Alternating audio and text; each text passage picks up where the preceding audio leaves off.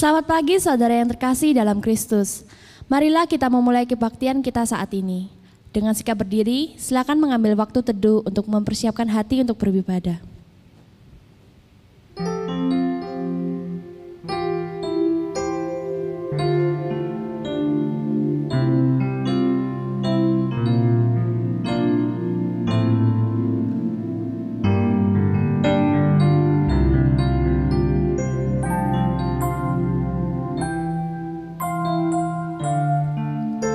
Amin.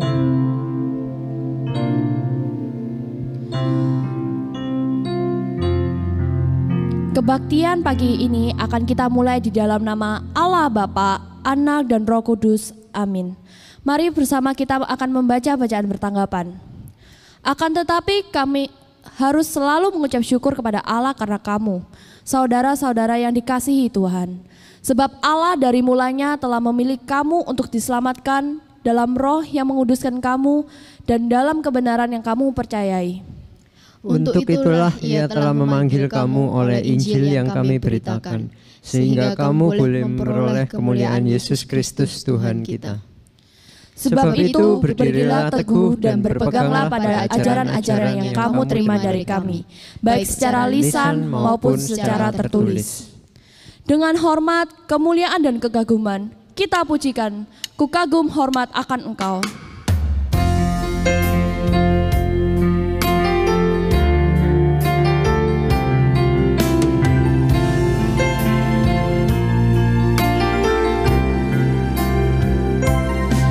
Sungguh indah tiada taranya, sungguh menakjubkan, sungguh ajaib tuh dimengerti,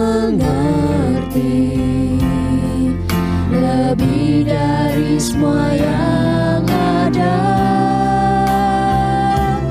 Hikmat-Mu tiada terselami, kasih-Mu dalam tak terduga. Kau sungguh indah tiada taranya, mulia dan berkuasa. Kagum hormat akan Engkau, ku kagum hormat akan Engkau. Kau Allah yang layak dipuji, ku kagum akan Engkau. Mari kita pujikan sekali lagi. Yang agung dan tiada tandingnya, dikorbankan tuh dosaku, menanggung sakit dan derita yang seharusnya di pundakku. Begitu dalamnya kasih-Mu, besarnya anugerah yang Kau beri. Kau yang agung dan tiada tandingnya, rela mati bagiku. Ku kagum hormat akan Engkau,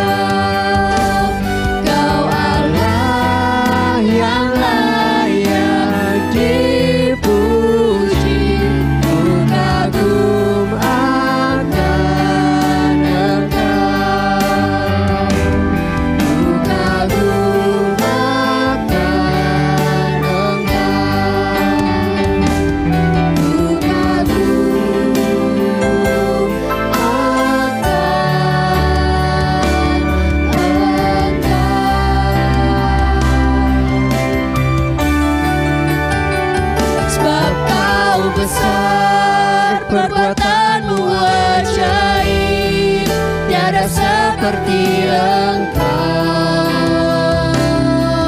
tiada seperti Engkau, sebab Kau besar, perbuatanmu ajaib, tiada seperti Engkau, tiada seperti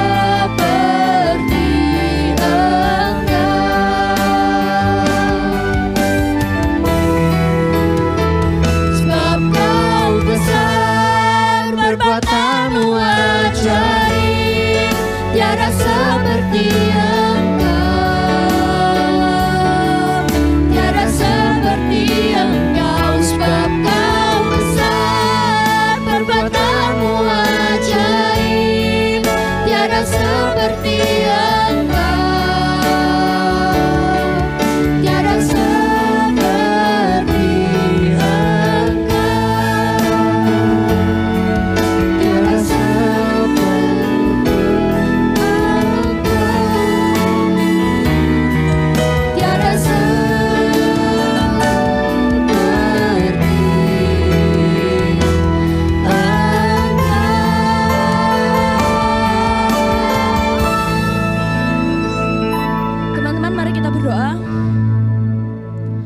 Tuhan Yesus, kami mengucap syukur Tuhan atas pemeliharaanmu kepada kami, sehingga kami dapat kembali beribadah ya Tuhan.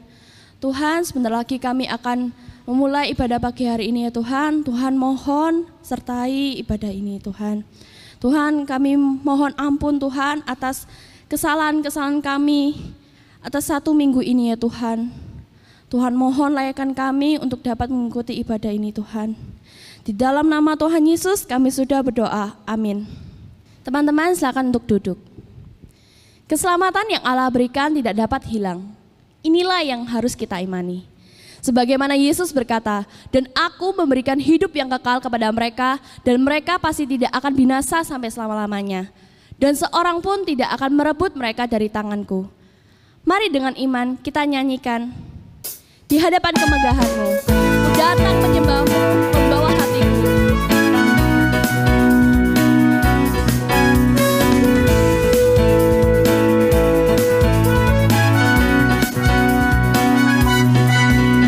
Di hadapan kemegahanmu, ku datang menyembahmu, membawa hatiku, membawa hidupku. Teringnya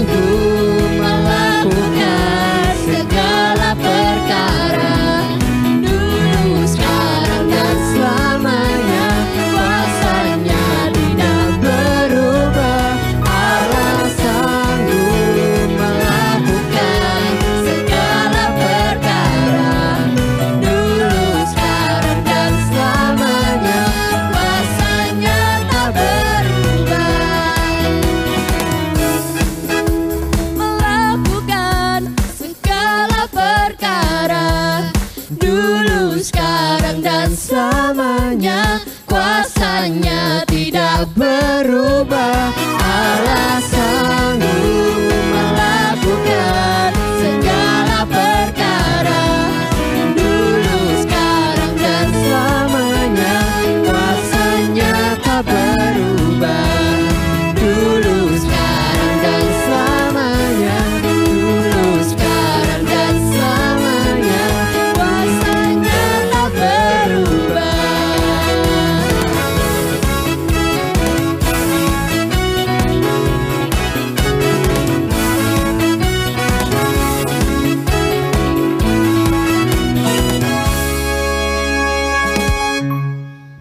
Terkadang kita membutuhkan waktu untuk menenangkan diri di hadapan Tuhan.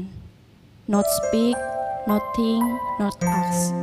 Hanya berdiam diri, agar kita bisa mendengarkan suara Tuhan untuk berbicara kepada kita. Sebelum kita mendengarkan firman Tuhan, mari kita pujikan lingkupiku. Dengan sayap-Mu Tuhan, menaungiku dengan kuasa-Mu.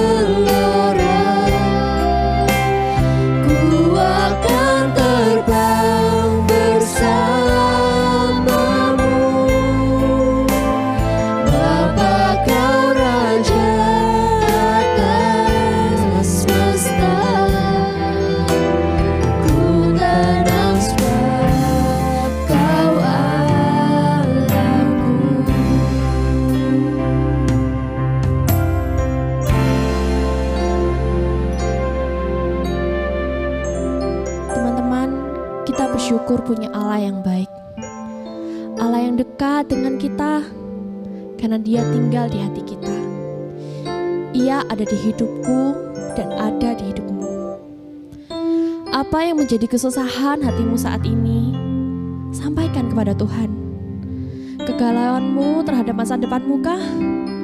Atau tentang orang tuamu? Percayalah bahwa Ia akan menolong kita tepat pada waktunya.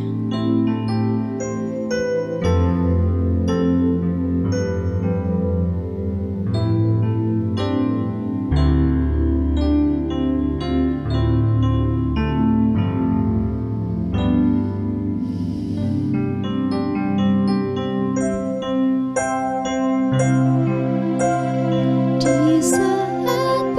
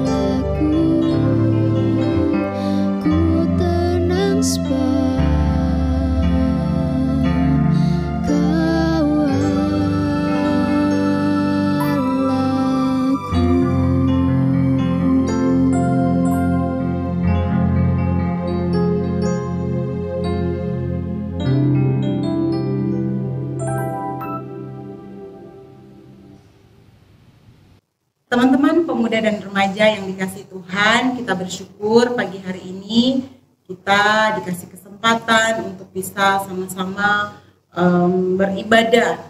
Mari teman-teman, sebelum kita mendengar dan merenungkan firman Tuhan, kita akan berdoa terlebih dahulu. Mari kita satu di dalam doa, kita berdoa.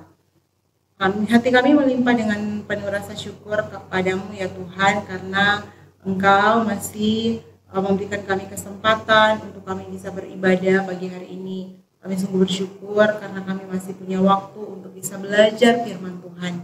Tuhan, biarlah kiranya Engkau terlebih dahulu menguduskan hati dan pikiran kami. Kami kiranya ya Tuhan, Engkau boleh melayakkan kami untuk bisa belajar firman Tuhan. Kuduskan hati kami, murnikan hati kami, layakkan kami untuk bisa mendengar dan belajar kepada firman-Mu ya Tuhan. Bahkan Tuhan tolong kami supaya kami bukan hanya menjadi pendengar, tapi kami juga mau menjadi pelaku-pelaku firman Tuhan yang setia. Kami menyerahkan waktu yang ada pagi hari ini dan berkati hamba-Mu yang akan menyampaikan firman-Mu. Di dalam nama Tuhan Yesus, kami berdoa dan bersyukur. Amin. Teman-teman pemuda dan remaja yang Tuhan Yesus kasihi, pagi hari ini kita akan sama-sama merenungkan firman Tuhan ya, dengan tema yang diberikan yaitu Perseverance of the Saints, yang artinya adalah ketekunan orang-orang kudus. Nah, teman-teman ya, ini adalah doktrin keselamatan khas gereja Protestan, terutama gereja Reform yang menganut ajaran Calvinisme. Ketekunan orang-orang kudus merupakan pengajaran doktrin keselamatan Calvinisme. Kalau di minggu-minggu sebelumnya teman-teman sudah belajar ya beberapa pokok pengajaran Calvinisme. Nah, yang hari ini ya, yang pagi ini, tema pagi ini itu adalah pokok yang terakhir ya, bagian dari kesimpulannya seperti itu. Nah, teman-teman, sebelum kita renungkan bersama-sama tema ini, akan lebih baik kalau saya itu mereview beberapa pengajaran ya, beberapa pokok pengajaran Calvinisme yang sudah teman-teman belajar dan renungkan bersama-sama, karena ini memang satu kesatuan yang nggak bisa dipisahkan. Jadi saya akan mereview sedikit ya. Teman-teman, 5 pokok pengajaran Calvinisme ini disingkat menggunakan kata dasar yaitu TULIP. T-U-L-I-P. Kita akan lihat T yang pertama yaitu adalah total depravity.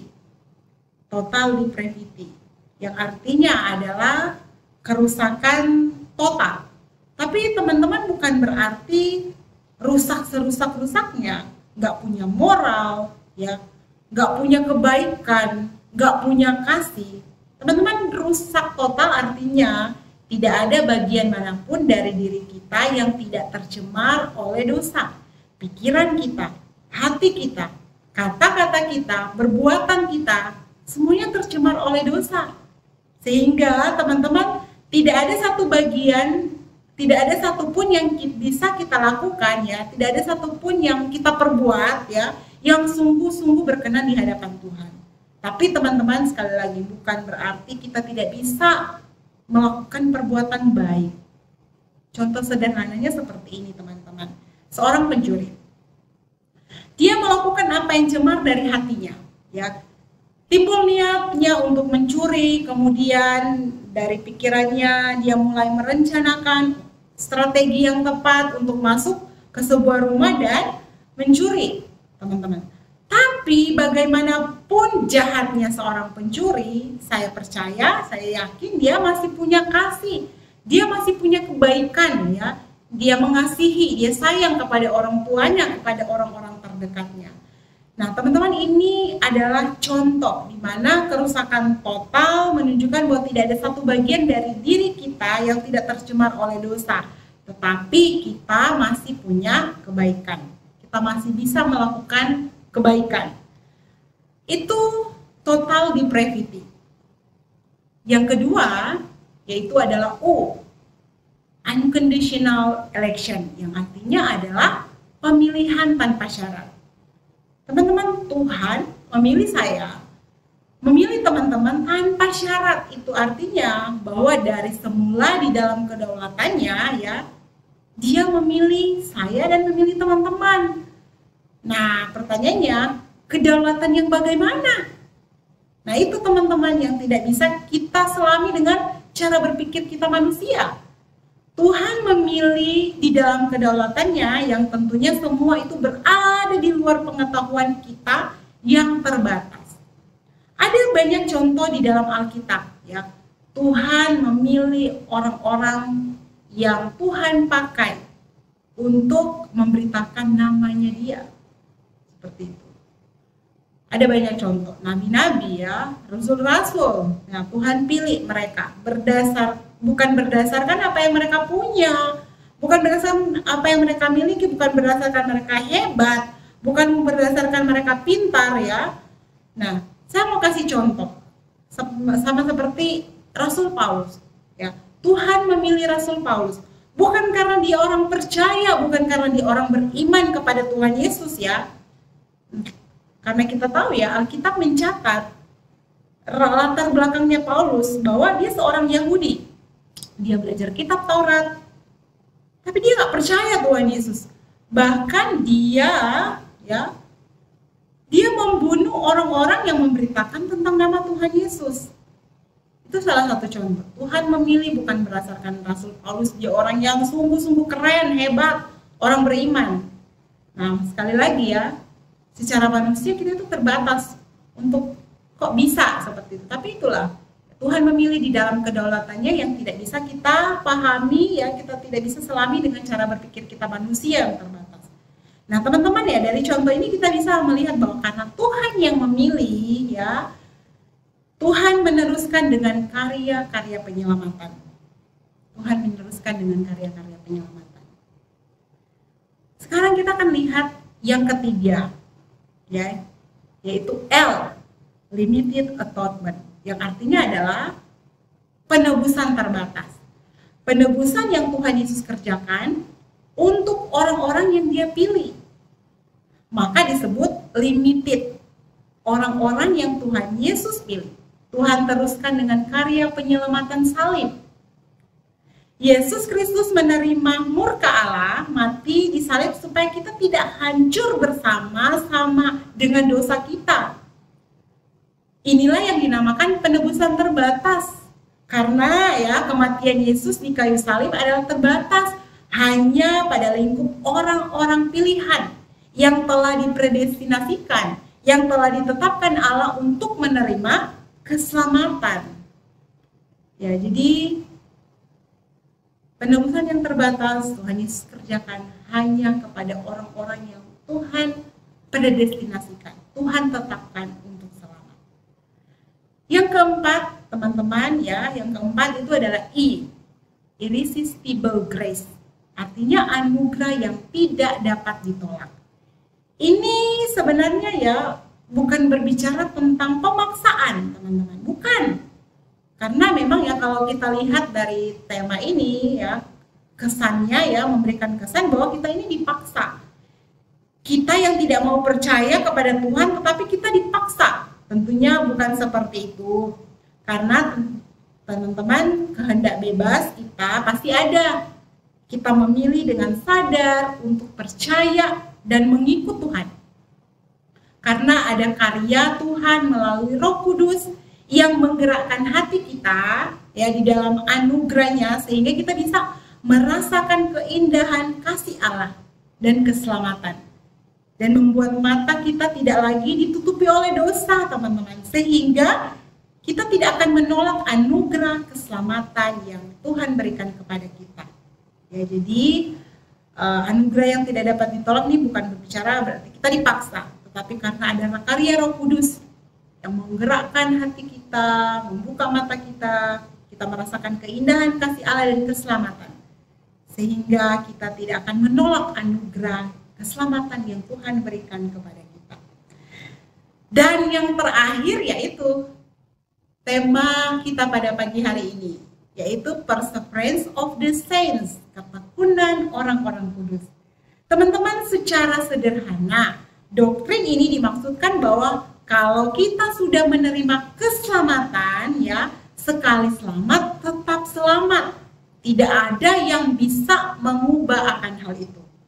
Nah, karena Tuhan yang memilih, jadi sekali selamat tetap selamat, ya, karena Tuhan yang memilih, teman-teman. Nah, teman-teman, kita bisa mengerti konsep ini ya tentang ketekunan Orang Kudus ya, kalau kita mengerti tentang ketekunan dan kesetiaan Allah. Jadi kalau teman-teman bisa mau memahami sungguh-sungguh tentang doktrin ini, tentang ketekunan orang-orang kudus ya, teman-teman bisa mengerti kalau teman-teman mengerti tentang ketekunan Allah dan kesetiaan Allah. Nah, ketekunan di sini sebenarnya teman-teman bukan pada usaha kita sebagai manusia untuk hidup tekun. Enggak.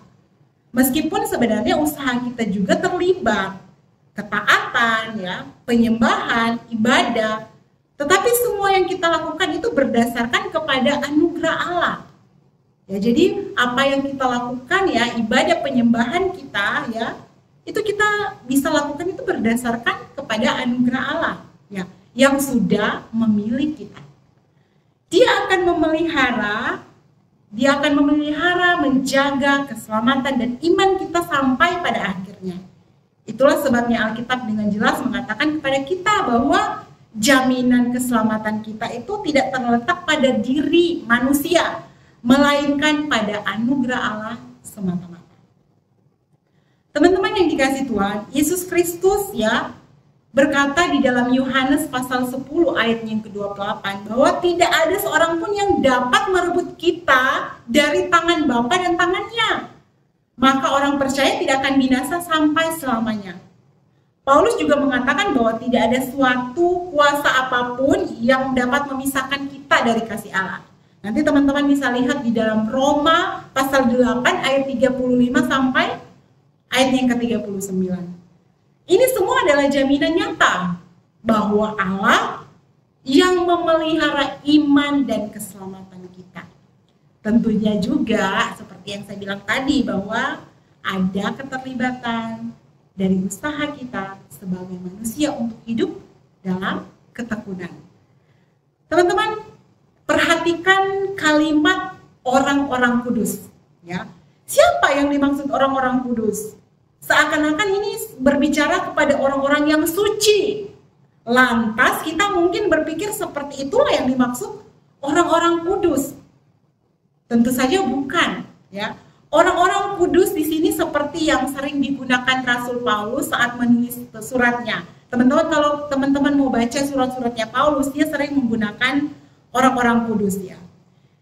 Nah, orang-orang kudus ya yang dimaksudkan di sini adalah jemaat ya, seperti teman-teman pemuda dan saya ya. Jadi sekali lagi orang-orang kudus bukan kepada orang suci, bukan kepada orang saleh ya. Jadi orang kudus ini berbicara kepada saya ya sebagai jemaat dan juga teman-teman sebagai jemaat orang-orang percaya.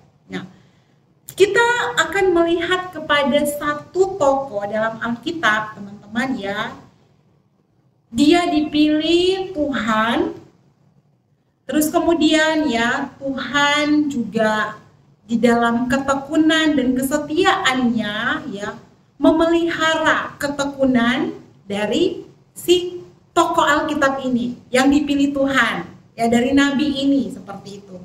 Meskipun dia dipelihara Tuhan ya, Tuhan tetap tekun memelihara nabi ini, tapi tidak lepas juga dari yang namanya nabi ini juga mengerjakan bagiannya untuk hidup di dalam ketekunan seperti itu.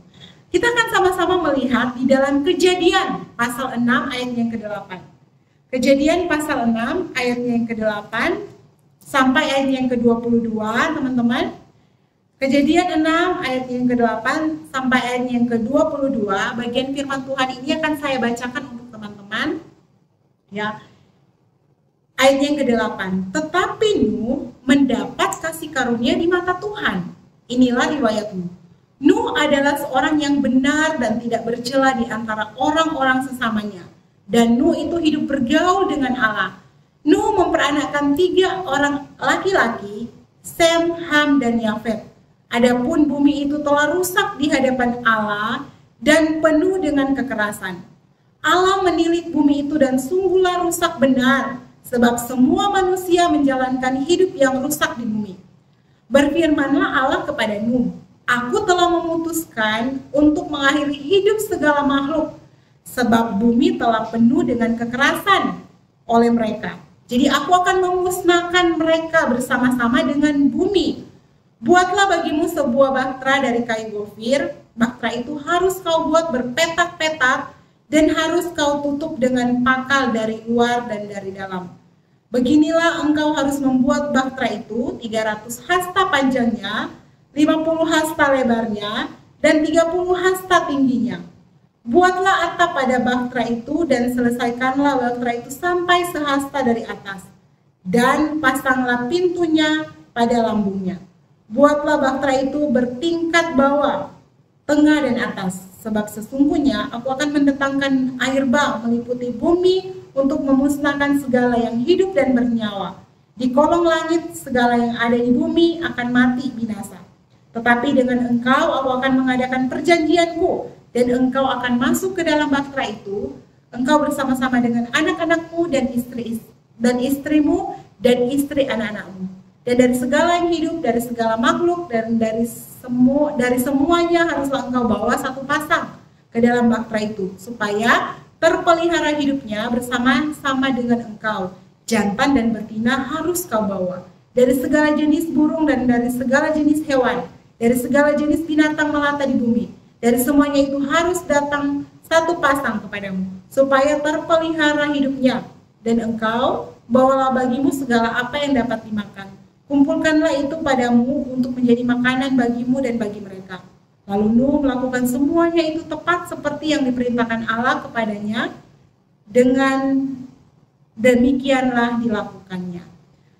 Teman-teman yang dikasih Tuhan, ya, kalau kita mau lihat latar belakang, ya, di tengah kefasikan dan kejahatan yang merajalela, ya, pada masa itu, ya, di mana kejahatan manusia begitu besar di bumi, dan bahwa segala kecenderungan hatinya selalu membuahkan kejahatan semata-mata, dan di hadapan Allah bumi telah rusak, penuh dengan kekerasan.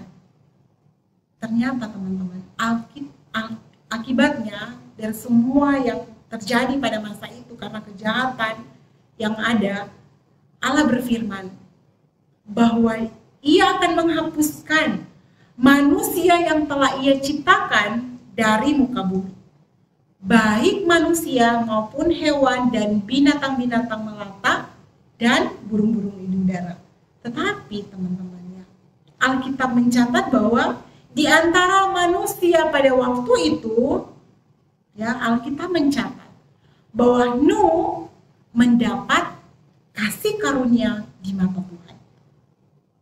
Teman-teman, walaupun ya Nuh itu jauh dari sempurna. Karena kenapa? Kasih karunia atau anugerah adalah pemberian Allah yang sangat berharga. Jadi, ya, kasih karunia dan anugerah pemberian dari Allah yang berharga itu diberikan bukan berdasarkan prestasi atau kelayakan dari si penerima. Kasih karunia adalah pemberian Allah tanpa syarat yang diterima tanpa harus membayar. Jadi teman-teman, ketika Nuh mendapat kasih karunia di mata Tuhan, bukan karena Nuh dia orang yang hebat. Kalau kita melihat Nuh itu jauh dari sempurna. Tetapi sekali lagi, kasih karunia adalah pemberian Allah tanpa syarat yang diterima tanpa harus membayarnya, meskipun orang itu sebenarnya jauh dari sempurna. Kemudian teman-teman kita lihat ya, riwayat Nuh. Teman-teman bisa perhatikan di ayat 9. Inilah riwayat Nuh. Nuh adalah seorang yang benar dan tidak bercela di antara orang-orang sesamanya. Dan Nuh itu hidup bergaul dengan Allah. Teman-teman, dengan mengatakan benar dan tidak bercela, bukan berarti Nuh tidak pernah berdosa. Alkitab mencatat salah satu dosa Nuh pada pasal 9 ayat 20. Ya. Pasal 9 ayat 20 itu bercerita tentang Nuh itu seorang petani anggur, ya. Kemudian dia minum, ya, Dan Alkitab mencatat ya memang dia telanjang sampai auratnya kelihatan seperti itu. Jadi itu Alkitab mencatat ya salah satu dosa Nuh. Nah, tapi teman-teman ya, yang dimaksudkan penggunaan kata benar dan tidak bercela yaitu Nuh dengan segenap hati dia mengasihi dan menaati Allah. Nah, kita akan melihat bagaimana di dalam kasih karunia Allah yang memilih Nuh, Allah juga turut serta memelihara iman dan keselamatannya. Nuh mendapat tugas dari Allah, teman-teman ya. Kalau kita sudah baca firman Tuhan ini sebenarnya kalau yang kita baca pagi hari ini itu tidak hanya sebatas sampai di ayat 22 saja. Ini berlanjut sampai di pasal 7 ya. Bagaimana Nuh dia taat melakukan apa yang Tuhan perintahkannya. Jadi pada waktu itu Nuh mendapat tugas dari Allah. Pada suatu hari dia diminta untuk membangun sebuah bahtera yang super besar yang harus mampu memuat seluruh keluarganya, ya seluruh keluarganya beserta sepasang dari segala jenis hewan. Nah, Nuh bukanlah seorang yang tukang kapal, tapi kita bisa membayangkan bagaimana jika kita menjadi Nuh, ya kita bisa memposisikan diri kita sebagai Nuh pada saat itu, ya. Perintah untuk membangun kapal besar di usia Nuh yang diperkirakan para penafsir itu sudah 500 tahun ya. Padahal sebelumnya mungkin dia belum pernah melihat apa yang digambarkan sebagai bahtera, sebagai sebuah bahtera gitu ya. Tetapi apa yang dilakukan oleh Nuh ketika Tuhan memerintahkan dia untuk membuat bahtera? Nuh taat melakukan perintah Allah ya tanpa membantah sedikit pun. Saya membayangkan mungkin selama masa di mana Nuh membangun ya bahtera itu, bisa saja ada begitu banyak orang yang menertawakan Nuh ya, karena membangun sesuatu yang luar biasa besar di atas daratan. Ya, ini hanya saya membayangkan saja ya. Mungkin ya waktu Nuh membuat bahtera itu di atas daratan ya pasti mungkin banyak orang yang menertawakan Nuh ya, banyak menjadi bahan perbincangan seperti itu. Nah, kita perhatikan cara Allah berkarya bahkan menuntun Nuh ya, di mana Nuh pada saat itu mendapat hikmat Allah. Allah sendiri yang secara langsung memberitahukan detail-detail untuk membangun sebuah kapal, ya sebuah bahtera. Teman-teman, dari tadi kita sudah baca ya di Kejadian pasal 6 ayat 15 sampai 17. Tuhan katakan seperti ini sama Nuh. Buatlah bagimu sebuah bahtera dari kayu gofir ya. Bahtera itu harus kau buat berpetak-petak ya, dan harus kau tutup dengan pakal dari luar dan dari dalam. Beginilah engkau harus membuat bahtera itu, 300 hasta panjangnya, 50 hasta lebarnya, dan 30 hasta tingginya. Buatlah atap pada bahtera itu dan selesaikanlah bahtera itu sampai sehasta dari atas.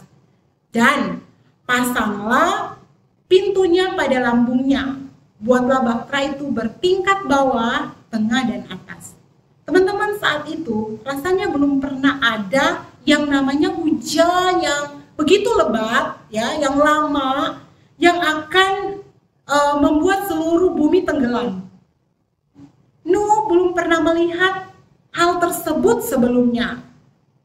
Sehingga saya yakin logikanya tidak akan mampu melakukan apa yang Tuhan perintahkan. Namun sekali lagi teman-teman, Nuh taat dan mengerjakan seluruhnya sesuai perintah Allah. Nuh percaya bahwa sesuatu yang belum pernah terjadi bukan berarti tidak akan terjadi. Dia memilih untuk patuh.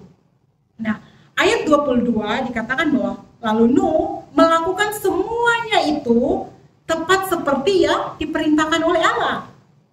Nah, demikianlah dilakukan oleh Nuh. Teman-teman, di pasal 7 ayat 1 ya, dikatakan bahwa setelah selesai Nuh membuat bahtera itu, Allah berkata kepada Nuh bahwa masuklah ke dalam bahtera itu, engkau dan seisi rumahmu, sebab engkaulah yang kulihat benar di hadapanku di antara orang-orang sesaman ini. Nah, kemudian kita bisa lihat di pasal 7 ayat 17. Lalu hujan pun turun selama 40 hari dan menenggelamkan segalanya. Pada akhirnya kita mengetahui teman-teman bahwa Nuh beserta keluarganya diselamatkan. Apakah karena Nuh orang yang selalu baik? Bukan, demikian yang dicatat Alkitab teman-teman. Allah menyelamatkan Nuh bukan karena Nuh orang baik, melainkan karena kasih karunia Allah. Karena teman-teman kalau kita baca di ayat 8 itu dibuka dengan kalimat tetapi Nuh mendapat kasih karunia Allah. Jadi sebelum Alkitab menuliskan riwayat Nuh di ayatnya yang ke-9, Allah sudah terlebih dahulu memberikan kasih karunia-Nya kepada Nuh. Dan iman Nuh kepada Allah diperhitungkan sebagai kebenaran. Bukan karena hidup Nuh itu sendiri. Allah yang memelihara iman dan keselamatan. Ya, Allah yang memelihara iman dan keselamatan Nuh. Ya, bagaimana kita lihat kalau Nuh ketika membuat bahtera, apakah Allah membiarkan Nuh begitu saja? Enggak, dia menuntun, dia memberikan arahan, ya, dia berbicara kepada Nuh, memberitahukan. Jadi Allah juga ikut terlibat, ya, memelihara, ya, iman Nuh ini supaya dia nggak berkecil hati seperti itu, nggak tawar hati dengan segala sesuatu yang dia lakukan, yang dia nggak pernah lakukan sebelumnya. Nah, jadi Allah terlibat untuk memelihara. Tetapi teman-teman kita lihat sekali lagi bahwa manusia, Nuh juga ikut terlibat, ya, dia terlibat, ya, dia terlibat untuk hidup di dalam ketekunan, ya. Jadi Allah terlibat, ya, secara total dia terlibat untuk memelihara supaya orang yang dia pilih itu tetap bertekun, ya, orang yang dipilih itu juga ikut terlibat. Ada usaha untuk hidup di dalam ketekunan. Dan itu yang dilakukan oleh Nuh. Teman-teman, seperti yang kita baca. Alkitab selalu mencatat bahwa Nuh taat melakukannya. Seperti apa yang Tuhan firmankan kepada Nuh. Jadi usaha Nuh juga ikut terlibat. Seperti itu. Teman-teman yang dikasihi Tuhan, penulis kitab Ibrani menjelaskan mengenai Nuh. Ya, karena iman, maka Nuh dengan petunjuk Allah tentang sesuatu yang belum kelihatan, dengan taat, ya, mempersiapkan bahtera untuk menyelamatkan keluarganya. Dan karena iman, ia menghukum dunia. Dan ia ditentukan untuk menerima kebenaran sesuai dengan imannya. Ibrani pasal 11 ayat yang ke-17. Teman-teman, dengan kata lain, ketekunan dan ketaatan Nuh berasal dari imannya juga. Dan karena imannya, ia diperhitungkan Allah sebagai orang yang benar. Teman-teman, Nuh adalah seorang yang benar, ayat 9. Ia hidup benar dan ia dibenarkan oleh karena iman. Ibrani 11 ayat yang ke-7. Nuh hidup tidak bercela, ayat 9. Itu tidak berarti itu bukan berarti ia itu suci tanpa dosa, tetapi artinya dia, ya, Nuh memisahkan diri dari kejahatan moral orang-orang di sekitarnya. Dia menjaga hidupnya agar tidak bercela. Dan ini merupakan bukti iman daripada Nuh. Karena dia berbeda dari orang-orang sesamanya. Nuh dikatakan bahwa dia hidup bergaul dengan Allah, teman-teman. Ayat yang ke-9. Ini berarti ia hidup bersekutu dengan Allah. Di dalam bergaul dengan Allah, Nuh menunjukkan sikap yang semangat, ya. Dia semangat dan watak yang membuat dirinya diterima dan diperkenan, ya, untuk hubungan rohani yang sangat akrab. Teman-teman, kalau kita baca di pasal selanjutnya, ketika mereka keluar dari bahtera, ya, Nuh mempersembahkan korban yang terbaik untuk Tuhan. Ini menunjukkan bahwa, ya, dia memelihara hubungannya dengan Tuhan. Dia bersekutu dengan Tuhan secara rohani, seperti itu. Nuh memiliki ciri-ciri jiwa yang membuat dia disayang oleh Allah. Teman-teman yang dikasih Tuhan, ketekunan dan ketaatan, meskipun kehidupannya jauh dari sempurna, ya, tetapi sekali lagi, bukan pada usahanya sebagai manusia untuk hidup dalam ketekunan, tetapi pada kasih karunia Allah yang telah memilih, memelihara, ya, menjaga keselamatan dan imannya sampai pada akhirnya. Karena ketekunan orang kudus bergantung juga pada ketekunan Allah. Allah bertekun di dalam kasih-Nya kepada orang-orang percaya. Dan kita sebagai orang percaya juga bertekun di dalam kasih-Nya kepada Allah. Di dalam kasih-Nya Allah. Seperti itu. Teman-teman, sebuah ilustrasi ya yang saya ingin bagikan kepada teman-teman ya seorang ayah yang khawatir kalau anaknya berlari ke jalan ditabrak oleh sebuah dan takut ditabrak oleh mobil, bisa melakukan dua hal ya. Nanti teman-teman silakan lihat di slide ya. Ya, dia bisa melakukan dua hal untuk mencegah anaknya ditabrak mobil.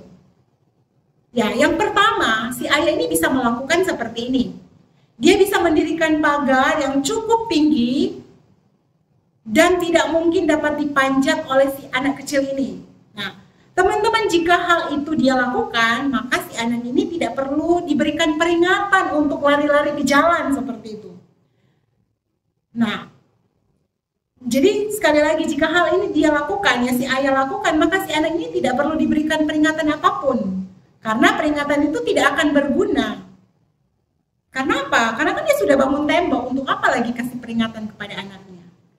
Dan cara yang kedua, si ayah bisa melakukan seperti ini, ya, untuk menjamin anaknya itu selamat supaya nggak ditabrak mobil. Si ayah ini pasti bisa melakukan hal yang kedua seperti ini. Dia terus-menerus memperingatkan anaknya tentang bahaya menyeberang jalan yang ramai bagi seorang anak kecil ya. Bahkan sambil menasihati, pasti si ayah juga akan menempatkan seorang satpam di depan pintu pagar untuk menjaga apakah anaknya itu mematuhi peringatan tersebut.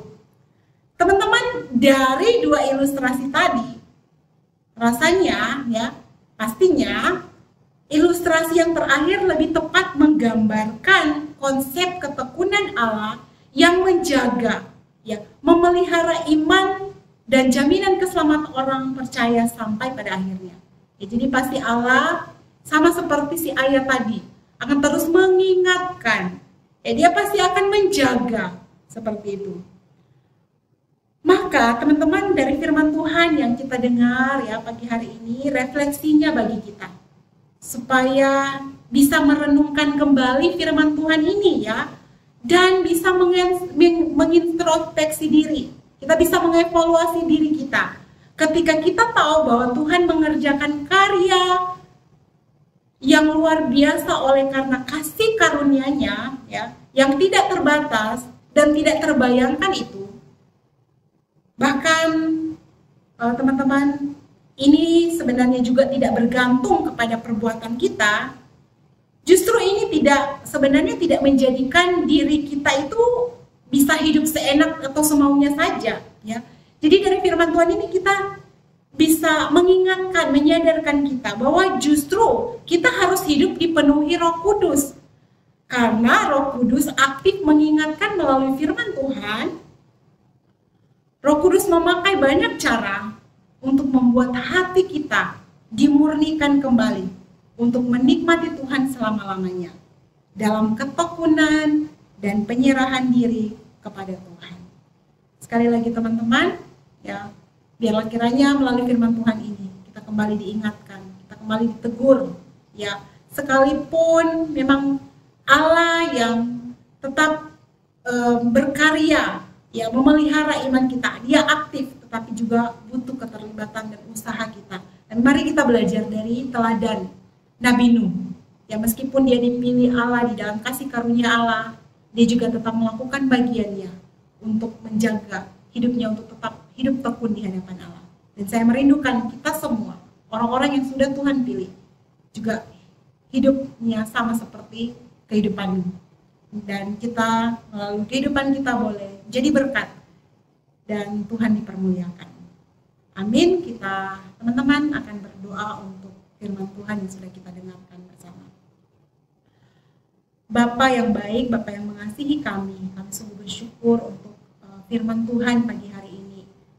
Bagian firman Tuhan yang mulai mengingatkan kami bahwa usaha Tuhan aktif terlibat untuk menjaga, memelihara, bertekun supaya kami tetap hidup tekun di hadapan-Mu. Kami memang Tuhan secara manusia terbatas, kami lemah, kami sering tergoda dengan hal-hal yang bertentangan. Tapi kami bersyukur kiranya melalui firman Tuhan ini tidak menjadikan diri kami untuk hidup seenak semaunya saja. Kami justru mau hidup sama seperti Nabi Nuh.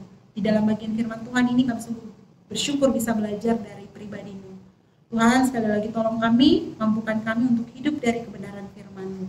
Kami rindu Tuhan, firman Tuhan ini boleh menjadi gaya hidup kami hidup dari kebenaran-Mu dan kami boleh menjadi berkat dan Tuhan dipermuliakan. Terima kasih Tuhan, di dalam nama-Mu kami berdoa dan kami bersyukur. Amin. Teman-teman pemuda dan remaja yang dikasihi Tuhan, saya persilakan untuk mengambil sikap berdiri. Kita akan mengucapkan pengakuan iman rasuli bersama-sama yang berbunyi demikian. Aku percaya kepada Allah, Bapa yang Maha Kuasa, Khalik langit dan bumi, dan kepada Yesus Kristus, anaknya yang tunggal, Tuhan kita, yang dikandung daripada Roh Kudus, lahir dari anak darah Maria, yang menderita sengsara di bawah pemerintahan Pontius Pilatus, disalibkan, mati dan dikuburkan, turun ke dalam kerajaan maut, pada hari yang ketiga, bangkit pula dari antara orang mati, naik ke sorga, duduk di sebelah kanan Allah, Bapa yang Maha Kuasa. Dan dari sana, Dia akan datang untuk menghakimi orang yang hidup dan yang mati. Aku percaya kepada Roh Kudus, gereja yang kudus dan am, persekutuan orang kudus, pengampunan dosa, bangkitan tubuh, dan hidup yang kekal. Amin. Dipersilakan duduk kembali. Terima kasih kepada Evangelis Cindy atas firman Tuhan yang menguatkan. Kini saatnya kita akan memberikan persembahan. Mari kita pujikan kasih setia Tuhan.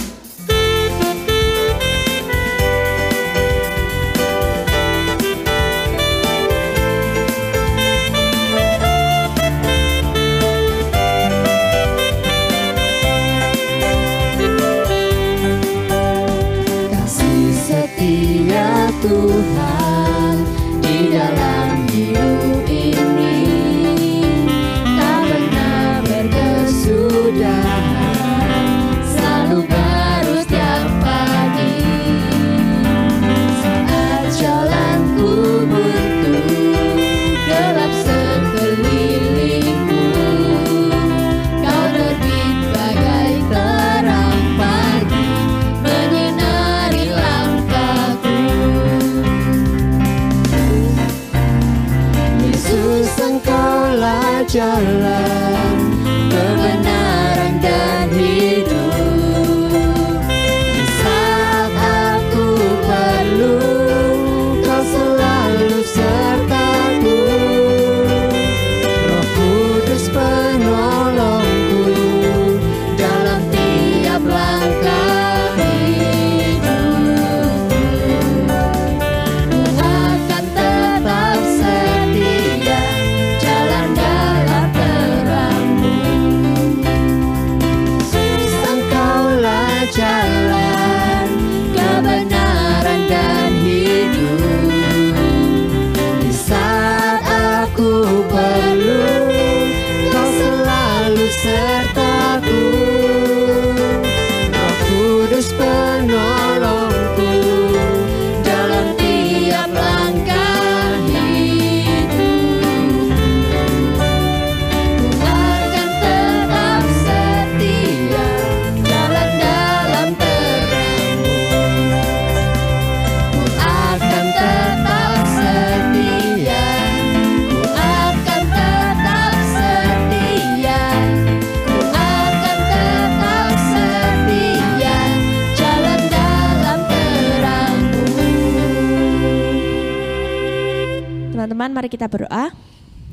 Tuhan Yesus, terima kasih atas berkat-Mu hari ini, karena Engkau sudah menyertai kami sepanjang ibadah ini. Tolong Tuhan berkati agar apa yang telah disampaikan bisa tersampaikan ke kami dengan baik dan kami bisa melakukannya dalam kehidupan kami sehari-hari ya Tuhan. Juga untuk persembahan yang sudah kami berikan, tolong Tuhan berkati agar ini berguna untuk memperluas kerajaan-Mu ya Tuhan. Di dalam nama Tuhan Yesus kami sudah berdoa.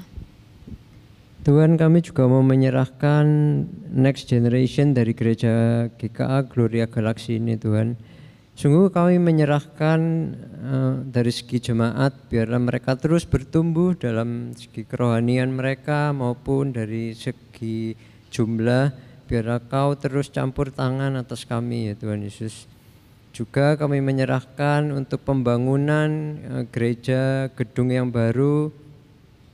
Biarlah Kau terus lancarkan, Kau campur tangan atas segala panitia yang ikut campur dalam pembangunan ini Tuhan. Juga buat para majelis, biarlah hikmat dan kebijaksanaan tercurah atas mereka. Dan biarlah juga para tukang bisa bekerja dengan baik, Kau hindarkan dari segala celaka Tuhan. Sungguh kami sekali lagi menyerahkan pembangunan gereja ini hanya ke dalam tangan-Mu. Tuhan, kami kembali mengucap syukur Tuhan atas kesempatan yang Kau berikan kepada kami sehingga kami dapat beribadah ya Tuhan. Tuhan, saat ini kami juga mendoakan untuk para pemuda remaja kami ya Tuhan. Tuhan, kiranya Tuhan Kau tahu apa yang mereka lakukan sepanjang hari Tuhan. Tuhan, mohon Tuhan Kau gerakan hati para pemuda remaja kami Tuhan, agar mereka mau terus bertumbuh dalam Engkau Tuhan. Mereka mau terus mengikuti Lectio Divina Tuhan. Tuhan juga mohon berkati mereka agar mereka mau merelakan waktunya Tuhan untuk mengikuti GDG ya Tuhan. Inilah doa kami Tuhan, di dalam nama Tuhan Yesus kami sudah berdoa. Amin. Mari kita pujikan Bapa, terima kasih.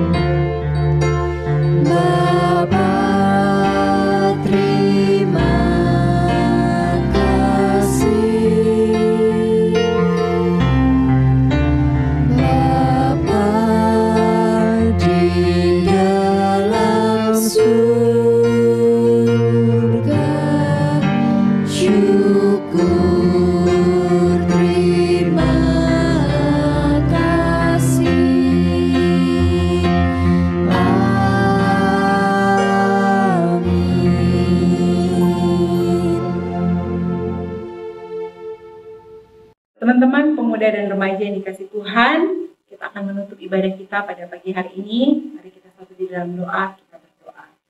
Tuhan, kami mengucap syukur dan berterima kasih karena Tuhan boleh pimpin ibadah kami dari awal sampai pada akhirnya. Terima kasih untuk waktu yang Tuhan berikan, kami boleh memuji dan menyembah Tuhan. Kami boleh mendengar firman Tuhan, kami juga boleh bersyafaat. Kami bisa berdoa bagi gereja kami dan bangsa kami. Terima kasih Tuhan untuk waktu yang indah yang Tuhan berikan bagi kami. Kami akan berpisah dari ibadah ini, kami akan kembali di dalam aktivitas kami. Kami serahkan seluruh kehidupan kami ke dalam tangan-Mu. Di akhir daripada doa ini, kami percaya bahwa kasih karunia dari Allah Bapa, perlindungan dan kekuatan dari Tuhan Yesus Kristus, penyertaan dari Roh Kudus akan menyertai kehidupan kami dari saat ini sampai selama-lamanya. Di dalam nama Tuhan Yesus kami berdoa dan kami bersyukur. Amin. Teman-teman dipersilakan duduk. Ibadah kita telah selesai. Selamat hari Minggu. Tuhan Yesus memberkati.